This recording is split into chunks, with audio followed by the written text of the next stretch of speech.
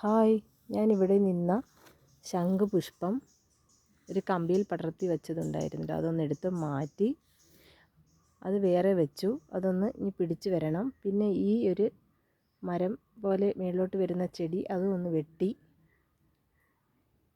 ഇതെല്ലാം ഒന്ന് കട്ട് ചെയ്തു വൃത്തിയാക്കി. ഇതൊക്കെ ഇനി ഒന്ന് പിടിച്ച് വരണം, എന്നാലേ അതിൻ്റെ ഒരു ഭംഗി വരുത്തുള്ളൂ.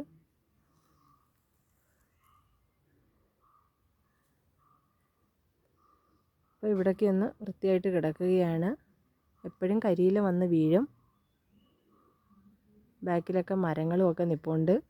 മരങ്ങളുടെയൊക്കെ കരിയില ഏത് സമയവും വന്ന് വീഴും. നമ്മളെപ്പോഴും വൃത്തിയാക്കിയാൽ ഇതുപോലൊക്കെ കിടക്കും.